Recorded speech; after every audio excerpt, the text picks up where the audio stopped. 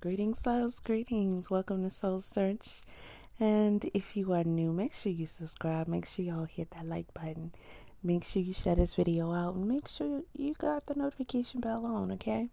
So, I know this looks gross, but you can tell by the title, it wasn't going to be cute, okay? So, what do we have popping up here? Probably, oh yes, an ad, because I'm on people.com. I just got finished watching The Exorcist. It's called Believer. Did you guys see it? Like, what do you think about it? For me, I won't say it was a horror movie. Okay. I don't necessarily, well, yeah. The original Exorcist definitely was marketed to be a horror movie, and I guess for that time it was.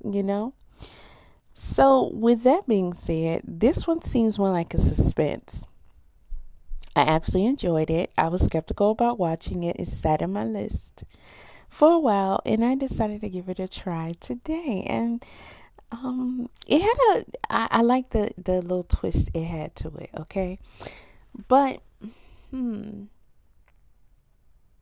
I don't know. It was kind of like more of a Tales from the Crypt. You know how you get a little segment and whatnot. It was pretty much like that. But I'm not gonna call it corny. No, I'm not gonna call it corny. I think they did okay.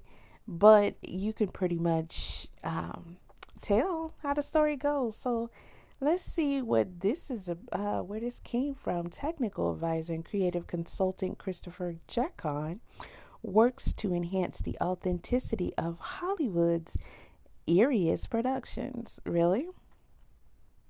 Poltergeist was more eerie, using first-hand experience.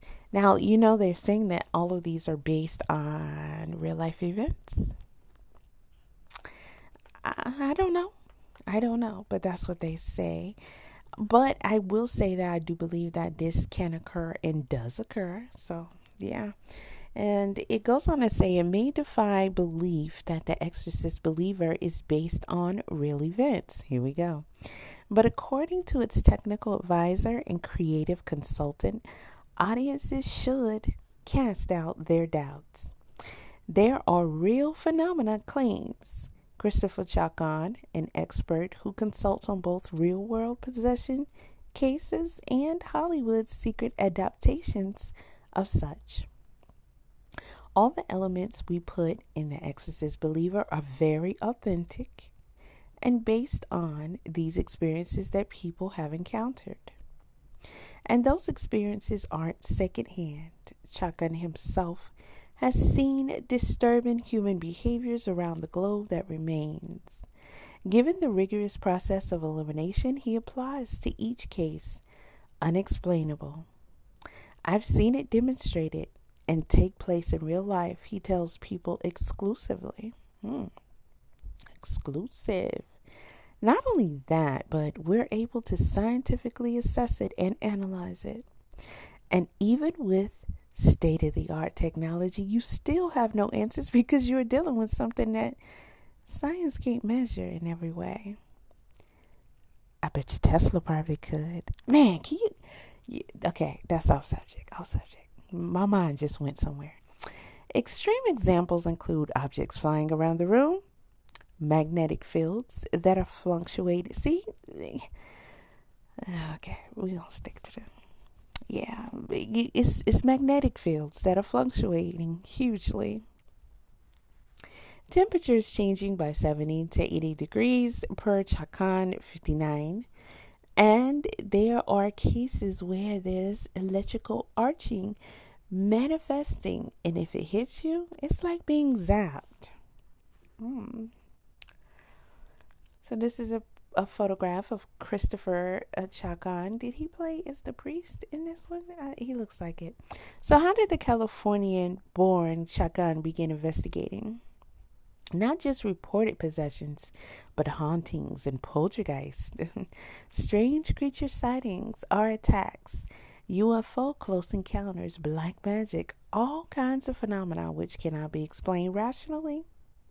Well, while paying his way through college as a magician and illusionist. Do those go together though, guys? A magician and a illusionist? Someone who's gonna like tell me their synopsis of, phenomena and things, and I'm gonna be like, okay, I trust your findings to be authentic, and you truly believe, you truly believe in them, and I can just kind of like add that to my notes. uh, I don't know.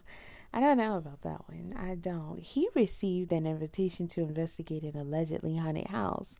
Although a little bit more skeptical at the time, he remembers being really intrigued by both the phenomena and their effects on those experiencing them.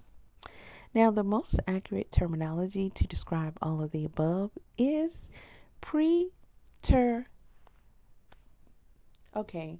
preternatural,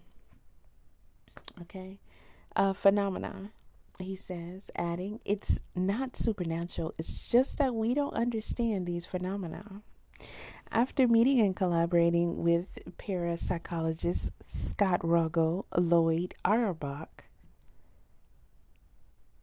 or maybe those two names, Scott Rogo, Lloyd Auerbach, and William Roll. I am trying to have my mouth close to the phone because I don't have any microphones plugged in or anything. So it's so close that the words are actually like fuzzy. So I have to kind of pull back a little bit. Like, what did I say? But anywho, Chalk and joined the nominalist division of Silicon Valley, and it's a scientific think tank comprised of scientists studying everything from astrophysics to zoology, he says. Now, once he began appearing as an expert commentator on investigative shows like Sightings, Unsolved Mysteries, and Scariest Places on Earth, Hollywood came calling. Now, Chacon was co-creator and showrunner of 1990's scripted Canadian series Sign Factor Chronicles of the Paranormal, hosted by Dan Aykroyd. Did y'all ever watch that? I know I did. I watched some of it. And has since consulted on the Paranormal Activity franchise, 2015's Poltergeist, The In Between, and more. Now, sometimes it's from the ground up as the writers are structuring it, and sometimes it's way into production and they're tweaking things, he says, of his film and TV consulting. Now, sometimes it's how a phenomena acts, what I refer to as the phenomenology. Okay, it's something like a phenomenon, all right? How things react in the environment. Now, how do people react? Filmmakers may ask about an occult object. How might it look on set? On The Exorcist Believer, for example, Chalkin helped director and co-writer David Gordon Green find a cohesiveness for the vision of it, he adds. I'm giving them whatever I can to enhance the authenticity. If you guys saw the movie, then you remember these two faces. Boy, that they messed those cute little girls up, didn't they? But, sticking to this article keeps me from being a spoiler in case you guys say, well, you know what, I'll go see it. I'll give it a try. Again, guys, it's a suspense. It's good at being a suspense. Okay? It's not a lot of cheesy, corny looking scenes, which they can mess up with some of these and do sometimes. Except for that one with the preacher. We know it's kind of like that scene is a staple at this point in any of the Exorcists. And when you see it, you'll know exactly what I'm talking about. If you have seen it, then you do know exactly what I'm talking about. So left to right here, we have Lydia Jewett and Olivia O'Neill. Okay, and these are the two lovely co-stars. Okay, and of course, their parents are co-stars as well, in my opinion. I think we actually see more of the parents than them, so Well, investigating cases off screen, however, requires providing a different and very unbiased kind of perspective. There are thousands and thousands of cases being reported. I believe that. Okay, but this is according to Chakin. And he says the ones that get forwarded to me is when the phenomena is extreme and they are at their wits' end in how to define it. Okay, so what is he gonna do? Is he gonna, the power of Christ compels me? If you get it, you get it. So before he agrees to travel to check the phenomena himself, Shakin says the individuals or institutions contacting him must rule out explainable phenomena, psychological elements, psychological, environmental, and of course hoaxes. Listen, that's good of him. I don't know if they're paying him to come out or not, but time is precious, okay? So, rule it out, okay? All right, so for occult-related cases, 70 to 80% have a rational explanation. Now, misperceptions abound, he adds, especially among religious groups who have a tendency to see things black and white. When something might look malevolent. Now, part of traveling to the globe to approach each investigation with a scientific method means remembering that every area has their own culture and belief system that may affect their interpretation of different phenomena. For confidentiality reasons, Chakin can't divulge the details of that remaining 20 to 30%, but his most extreme cases he reports involved a man assumed to be possessed, clawing at his own flesh, a creature trying to escape this vessel. Why would the creature be trying to escape? Don't they usually try to stay in because they can control the body? Or is it that, and I'm talking about like mainly with these Exorcist, right? Movies, is it that they have some ulterior motive? So the bodies that they're currently in are just temporary, like a gateway, and they're really trying to get to, again, someone else, like maybe someone more powerful, or who can, like, what do you guys think their goals are in this particular situation, like the Exorcist I'm talking about? Because I don't really see a goal except for laughing at your pain, if you will, and just downright destroying the host, you know just being destructive right quick. They don't seem to have too big of like aspirations. They don't seem to be that doggone intelligent. They seem kind of lazy with it, if you ask me.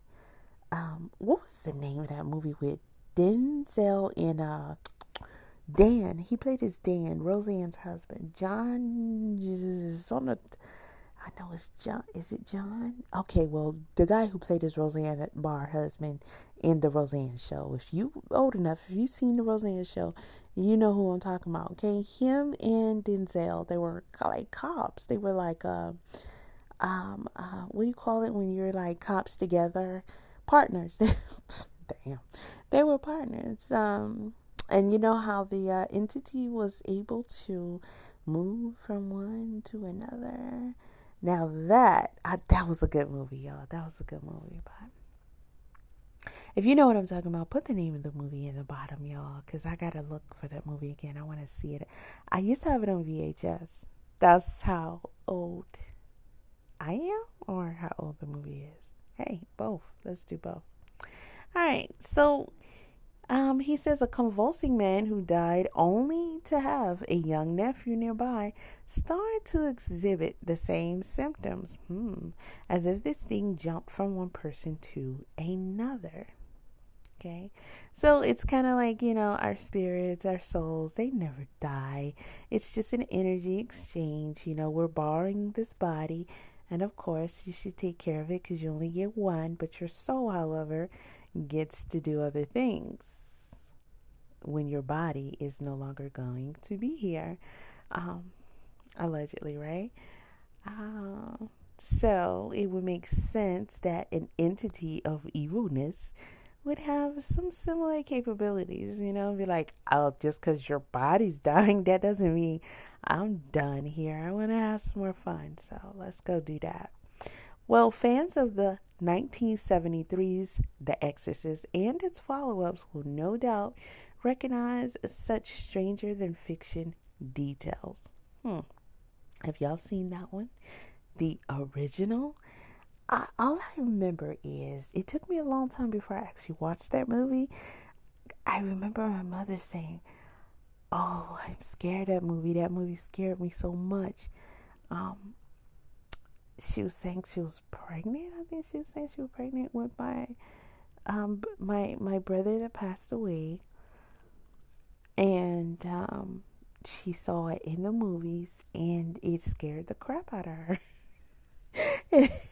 And I was like, for real? And I was a lot younger then, so I was like, if it scared her, yeah. Then some years later, I was like, you know what, man, I like these type of movies now, so let me take a stab at it. And I was like, I think if it wasn't for her telling me that, I wouldn't have enjoyed it so much, strangely enough. Because to me, it just wasn't. None of the Exorcists seem to like. It's just not. It just doesn't. They don't really do it for me, y'all. I don't know. I'd rather watch a Freddy Krueger, Michael Myers movie, or even E.T. Now that wouldn't scare me when I was little. Even to this day, I'm like, man, I kind of think E.T. was for real. Oh, that was wow. Imagine that, E.T. y'all. Yes, E.T. E.T. Okay. I was a kid. I was a kid. And he had that finger in it. Okay, anywho. Okay, so as Shotgun points out, the box office success of that Oscar award winning film, yeah, it was very successful. It was very popular. And he says it comes from its very grounded approach to the unexplainable events it depicts, almost as a documentary. Okay. So all the phenomena, the ritual, how the people react, it's all accurate.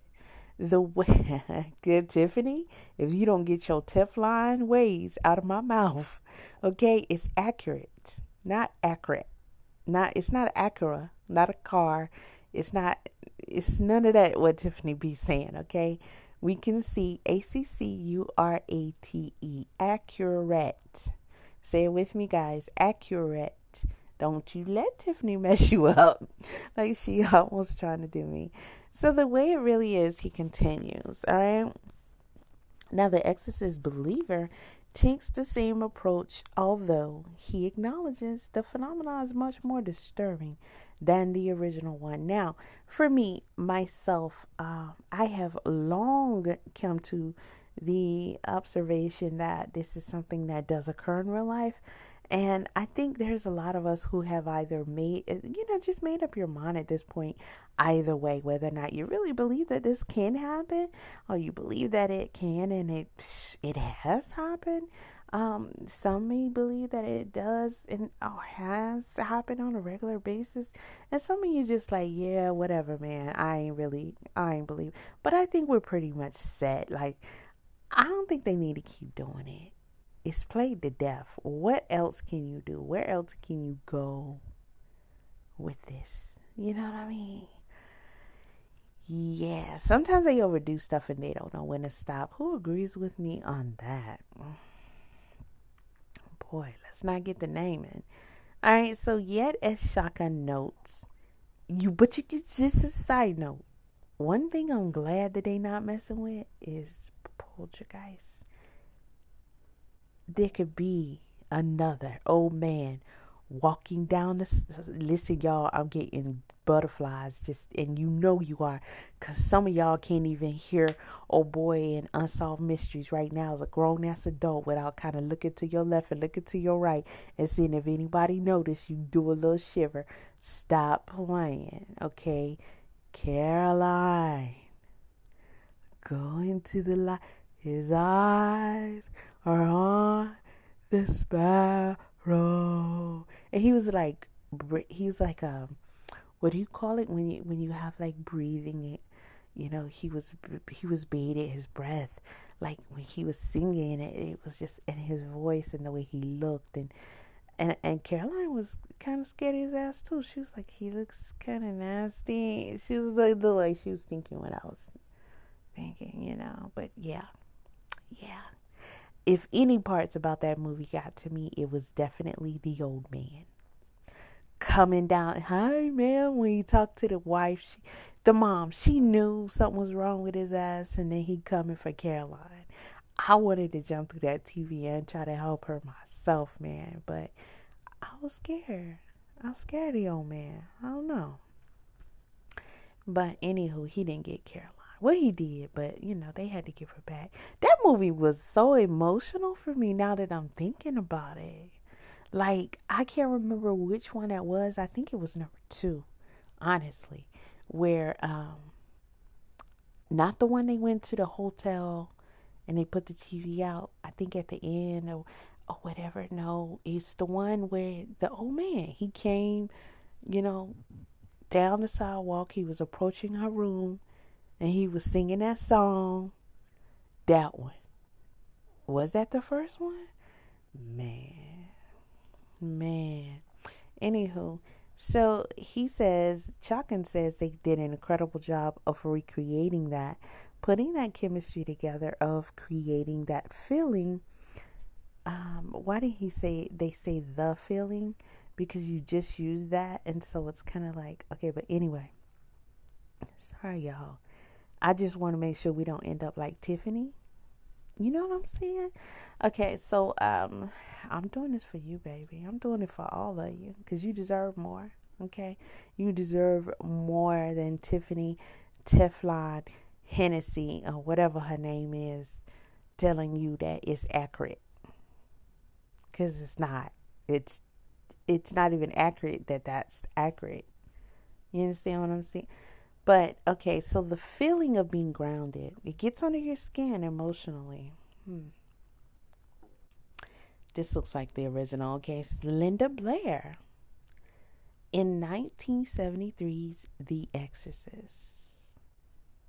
The only thing that really kind of got to me, man, look at that. That's that real wood right there.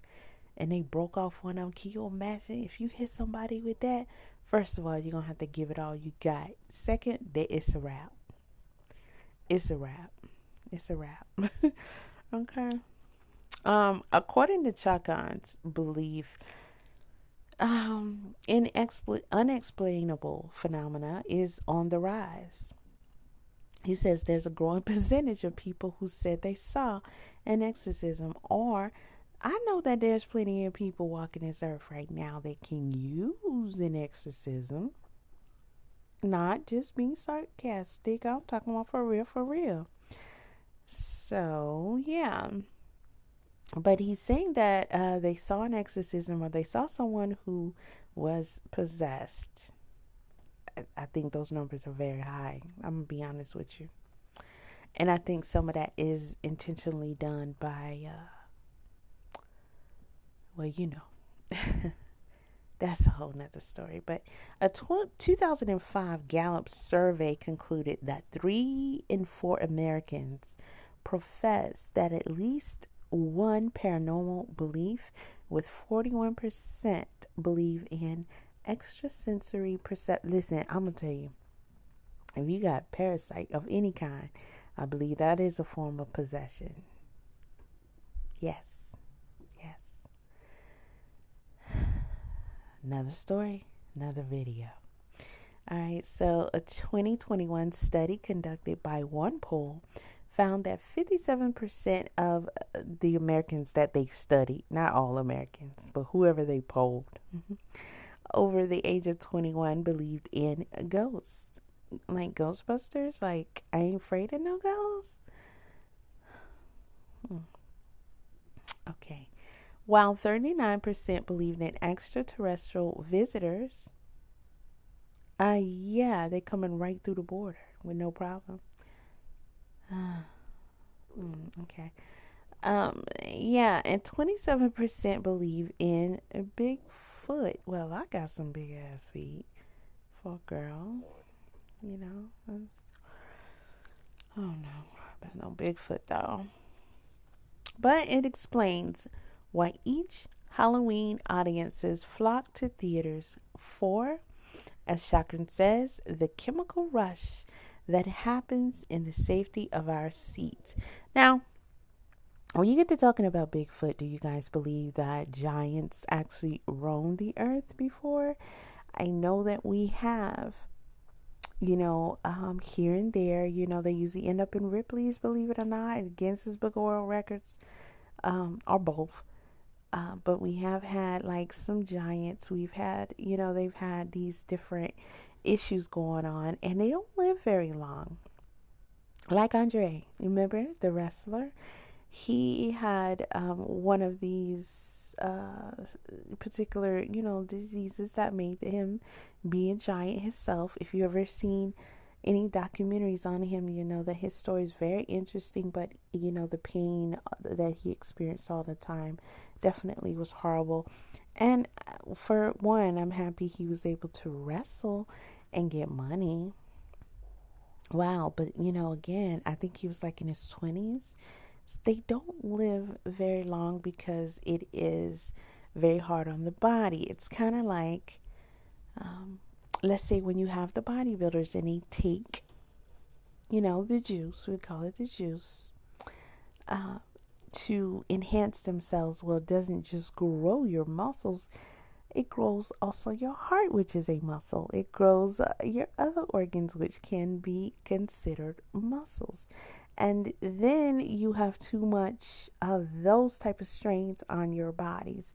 And so when you have these people who are giants, it's a rarity, as we can actually see with our eyes and can look in the Guinnesses or Ripley's and see that they existed. We also know that they have too much going on for their body to withstand. And so that can medically be explained as to why in human form it is highly unlikely that we had giants roaming the earth. If there was, in which a part of me thinks that there was, it wasn't humans. Yeah, because we just not built like that. You know what I'm saying? Okay. So, unless, of course, it's convincing enough to make a believer out of them. Oh, I skipped over some stuff. Okay. So he said there's an additional satisfaction, he adds, in knowing that what's on screen is just pretend, unless, of course, it's convincing enough to make a believer out of them. Now, when asked whether the phenomenon depicted in the Exorcist movie is authentic, he struggles to answer because he's lying. I'm sorry. What did it say? He struggles to answer because Hollywood is magic is all. See, they started this thing out saying this is based on real stories and real encounters that I've had. But didn't we tell you what his other profession also was? And then I'll tell y'all that I was skeptical about that, that people be wanting to deceive you, honey. Deceive. But anywho, let's do it again. When asked whether the phenomenon depicted in an Exorcist movie is authentic, he struggles to answer because Hollywood magic is all fantasy, Shakan says. It's really hard for someone to grasp the idea that an on-screen is real. That can actually happen. That kind of phenomena is not supposed to happen in real life. Well, I think things have changed now, and I think that we are in the time and space and the mind, the thought processes of pretty much believing that if we see something in a movie, it's either happened or it's gonna happen. But we definitely believe it's possible. I think that's where we're at now, as opposed to where we were. So that's the end of that article. And I found that very interesting. So when people just go around and say, oh, this is based on a true event, not to say that it cannot happen and probably hasn't happened to some degrees, of what you've seen it in the movie somewhere. But in general, this is just some made up stuff. And I think they should just let it rock, Leave The Exorcist alone. You've done it and done it and done it. Now this one has, in my opinion, some redeeming qualities, because there has been some that they've tried to do in the past, and I'm like, just really, like Pet Sematary. Don't touch it no more. You shouldn't have did it before, but don't do it again. Okay, you can never replace Gage and the Frankenstein dude. You just, was that Herman Monster that played as the Gage? I want to play Phil, mommy. I want to play Phil. Nah, you can't redo that. You can't redo that. I could see where they tried to do a part 2, and I think they even did a part 3, and they were, but I watched them. But going back and trying to redo that original, I think we should be allowed to whoop some ass in certain situations. Okay, that's like going back and redoing Christopher Reeve's. Listen, we're not even gonna go there. We're not even gonna go there. But y'all get what I'm saying. Tell me what you think. Did you watch it? Did you like it? Or were you even into The Exorcist at all? And if you haven't, would you watch it, y'all? It be some of the ugliest, nastiest looking stuff, don't it? Child. Well, don't forget to give it a like and a share, okay? And subscribe and hit that bell if you ain't done that yet. All right, peace.